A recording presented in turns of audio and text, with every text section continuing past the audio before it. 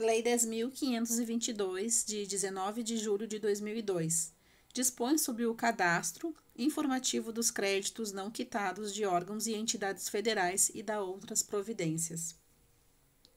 O Presidente da República faz saber que o Congresso Nacional decreta e eu sanciono a seguinte lei. Artigo 1º. O cadastro informativo de créditos não quitados no setor público federal, CADIM, passa a ser regularizado por esta lei.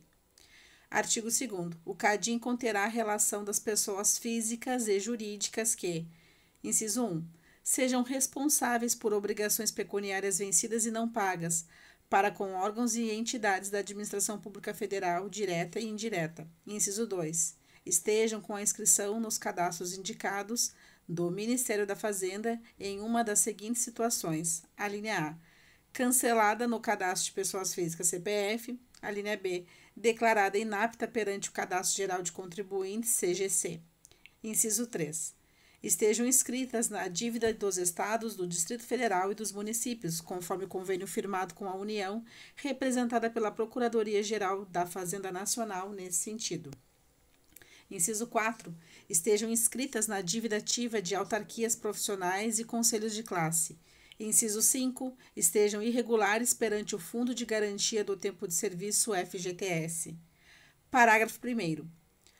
Os órgãos e as entidades a que se refere o inciso 1 procederão, segundo normas próprias e sob sua exclusiva responsabilidade, às exclusões do CADIM das pessoas físicas ou jurídicas que se enquadrem nas hipóteses previstas neste artigo. Parágrafo 2º. A inclusão no CADIM far-se-á em até 30 dias após a comunicação ao devedor da existência do débito passível de inscrição naquele cadastro, fornecendo-se todas as informações pertinentes ao débito. Parágrafo 3º. Tratando-se de comunicação expedida por via postal ou telegráfica para o endereço indicado no instrumento que deu origem ao débito, considerar-se-á entregue após 15 dias da respectiva expedição. Parágrafo 4º. A notificação expedida pela Secretaria da Receita Federal do Brasil, pela Procuradoria-Geral da Fazenda Nacional ou pela Procuradoria-Geral Federal, dando conhecimento ao devedor da existência do débito ou da sua inscrição em dívida ativa, atenderá ao disposto no parágrafo 2º deste artigo. Parágrafo 5º. Comprovado ter sido regularizada a situação que deu causa à inclusão no CADIM, o órgão ou a entidade responsável pelo registro procederá no prazo de 5 dias úteis à respectiva baixa. Parágrafo 6º.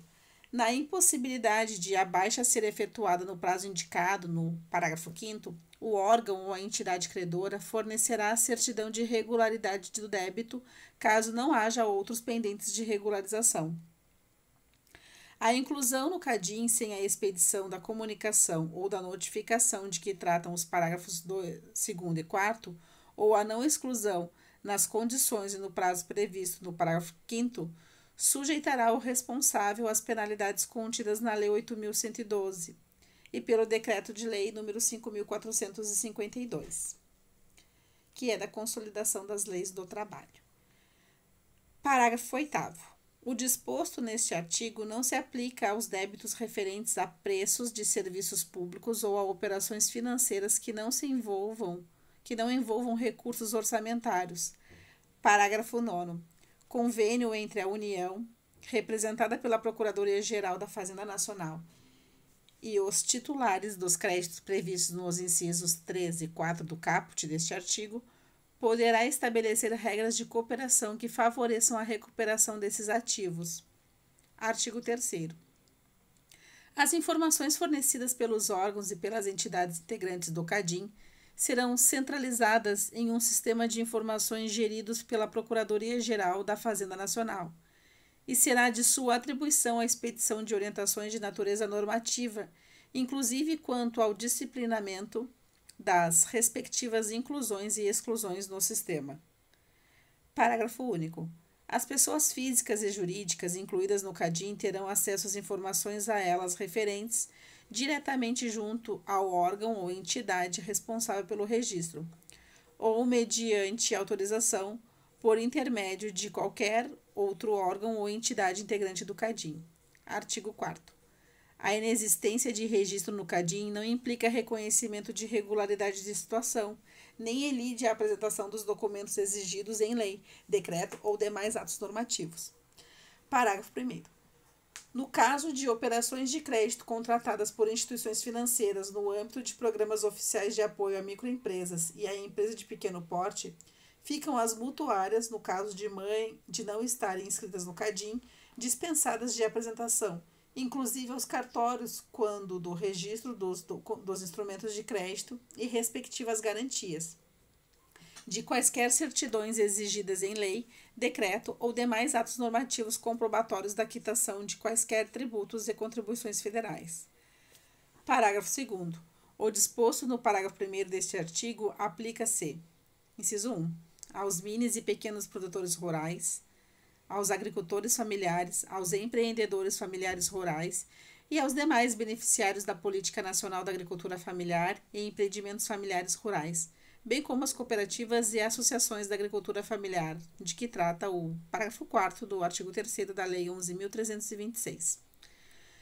As pessoas naturais que exerçam atividade econômica e que aufiram em cada ano calendário receita ou renda bruta igual ou inferior à máxima permitida para enquadramento como empresas de pequeno porte. Parágrafo 3º. A dispensa de que trata o parágrafo 1º deste artigo terá validade de 60 dias contados da data da consulta de inexistência de registro no CADIM. Artigo 5º. O CADIM conterá as seguintes informações: nome e número de inscrição no Cadastro Geral de Contribuintes, CGC, ou no Cadastro de Pessoas Físicas, CPF, do responsável pelas obrigações de que trata o artigo 2º, o artigo inciso 1º. Inciso 2. Nome e outros dados identificadores das pessoas jurídicas ou pessoas físicas que estejam na situação prevista no artigo 2º, inciso 2, inclusive a indicação do número da inscrição suspensa ou cancelada. 3. O nome e número de inscrição no Cadastro Geral de Contribuintes, CGC, endereço e telefone do respectivo credor ou do órgão responsável pela inclusão. 4. Data do registro. Parágrafo único. Cada órgão ou entidade a que se refere o inciso 1 do artigo 2º manterá sob sua responsabilidade cadastro contendo informações detalhadas sobre as operações ou situações que tenham registro no CADIM, inclusive para atender ao que dispõe o parágrafo único do artigo 3º. Artigo 6º. É obrigatório a consulta prévia ao CADIM pelos órgãos e entidades da Administração Pública Federal direta e indireta para realização de operações de crédito que envolvam a utilização de recursos públicos, concessão de incentivos fiscais e financeiros, celebração de convênios, acordos, ajustes ou contratos que envolvam desembolso a qualquer título de recursos públicos e respectivos adiantamentos. Parágrafo único. O disposto neste artigo não se aplica à concessão de auxílios a municípios atingidos por calamidade pública reconhecida pelo governo federal, às operações destinadas à composição e regularização dos créditos e obrigações objeto de registro do CADIM, sem desembolso de recursos por parte do órgão ou entidade credora, às operações relativas ao crédito educativo e ao penhor civil de bens de uso pessoal ou doméstico. Artigo 6º-A. A existência de registro no CADIM, quando da consulta prévia de que trata o artigo 6º, constitui fator impeditivo para a realização de qualquer dos atos previstos nos incisos 1, 2 e 3. Artigo 7º. Será suspenso o registro no CADIM quando o devedor comprove que tenha ajuizado ação com o objetivo de discutir a natureza da obrigação ou seu valor, com oferecimento de garantia idônea e suficiente ao juízo na forma da lei. Esteja suspensa a exigibilidade do crédito objeto do registro nos termos da lei. Artigo 7º-A. No caso de estado de calamidade pública reconhecido pelo governo federal, o Procurador-Geral da Fazenda Nacional e o Procurador-Geral Federal, nos limites das suas competências, poderão, em favor das pessoas físicas e jurídicas domiciliadas em área atingida, suspender os prazos de inclusão de novos registros no CADIM, prorrogar a dispensa de que trata o parágrafo 3º do artigo 4º, dispensar, nos termos do artigo 6º, a consulta prévia ao CADIM em relação a auxílios e financiamentos relacionados aos esforços da superação da crise. Artigo 8º. A não observância do disposto no parágrafo 1º do artigo 2º e nos artigos 6º e 7º desta lei sujeita os responsáveis às sanções. Fica suspensa até 31 de dezembro de 99 a aplicação do disposto dos artigos... Artigo 10. Os débitos de qualquer natureza para com a Fazenda Nacional poderão ser parcelados em até 60 parcelas mensais, a exclusivo critério da autoridade fazendária, na forma e condições previstas na lei. Artigo 10-A. O empresário ou a sociedade empresária que pleitear ou tiver deferido o processamento da recuperação judicial, nos termos do artigo 51, 52 e 70 da Lei 11.101, poderá liquidar os seus débitos para com a Fazenda Nacional existentes, ainda que não vencidos até a data do protocolo da petição inicial da recuperação judicial, de natureza tributária ou não tributária, constituídos ou não, inscritos ou não em dívida ativa, mediante a opção por uma das seguintes modalidades. Inciso 5. Parcelamento da dívida consolidada em até 120 prestações mensais e sucessivas, calculadas de modo a observar os seguintes percentuais mínimos, aplicados sobre o valor da dívida consolidada no parcelamento. A linha A. Da primeira à 12ª prestação. Da 13ª à 24ª prestação. Da 25ª prestação em diante, percentual correspondente ao saldo remanescente em até 96 prestações mensais e sucessivas. Então, da primeira à 12ª prestação, 0,5 décimos%. Da 13ª à 24ª prestação, 0,6 décimos%. Da 25ª prestação em diante, percentual correspondente ao saldo remanescente em até 96 prestações mensais e sucessivas. Em relação aos débitos administrados pela Secretaria Especial da Receita Federal do Brasil, a liquidação de até 30% da dívida consolidada no parcelamento com a utilização de créditos decorrentes de prejuízo fiscal e de base de cálculo negativa da Contribuição Social sobre o Lucro Líquido, CSLL, ou com outros créditos próprios relativos aos tributos administrados pela Secretaria Especial da Receita Federal do Brasil, hipótese em que o restante poderá ser parcelado em até 84 parcelas, calculadas de modo a observar os seguintes percentuais mínimos, aplicados sobre o saldo da dívida consolidada. A. Da primeira à 12ª prestação, 0,5 décimos%. Da 13ª à 24ª prestação, 0,6 décimos%. Da 25ª prestação em diante, percentual correspondente ao saldo remanescente em até 60 prestações mensais sucessivas. Parágrafo 1º-A. As opções previstas nos incisos 4 e 5 do caput deste artigo não impedem que o empresário ou a sociedade empresária que pleitear ou tiver deferido o processamento da recuperação judicial, nos termos estabelecidos, opte por liquidar os referidos débitos para com a Fazenda Nacional por meio de outra modalidade de parcelamento instituído por lei federal, desde que atendidas as condições previstas nesta lei, hipótese em que será firmado ou mantido o termo de compromisso a que se refere o parágrafo 2º-A deste artigo, sob pena de indeferimento ou de exclusão do parcelamento conforme o caso. O valor do crédito de que trata o inciso 4 do caput deste artigo, decorrente de prejuízo fiscal e de base de cálculo negativa da CSLL, será determinado por meio da aplicação das seguintes alíquotas: 25% sobre o montante do prejuízo fiscal, 20% sobre a base de cálculo negativa da CSLL, no caso das pessoas jurídicas de seguros privados, das pessoas jurídicas de capitalização e das pessoas jurídicas referidas nos incisos 1, 2, 3, 4, 5, 6, 7 e 10 do parágrafo 1º do artigo 1 da Lei Complementar número 105, de janeiro de 2001. 17% sobre a base de cálculo negativa da CSLL, no caso das pessoas jurídicas referidas na Lei Complementar 105. 9% sobre a base de cálculo negativa da CSLL nas demais pessoas jurídicas. A adesão ao parcelamento abrangerá a totalidade dos débitos exigíveis em nome do sujeito passivo, observadas as seguintes condições e ressalvas: os débitos sujeitos a outros parcelamentos ou que comprovadamente sejam objeto de discussão judicial poderão ser excluídos nestes últimos mediante: a. O oferecimento de garantia idônea e suficiente aceita pela Fazenda Nacional em juízo, ou b. A apresentação de decisão judicial em vigor e eficaz que determine a suspensão da sua Exigibilidade. Inciso 2. A garantia prevista na linha A do inciso 1 deste parágrafo não poderá ser incluída no plano de recuperação judicial permitida a execução regulada, inclusive por meio da expropriação, se não houver a suspensão da exigibilidade ou a extinção do crédito em discussão judicial. Para aderir ao parcelamento de que trata este artigo, o sujeito passivo firmará termo de compromisso no qual estará previsto o fornecimento à Secretaria Especial da Receita Federal do Brasil e à Procuradoria-Geral da Fazenda Nacional as informações bancárias, incluídas aquelas sobre extratos de fundos ou aplicações financeiras, e sobre eventual comprometimento de recebíveis e demais ativos futuros.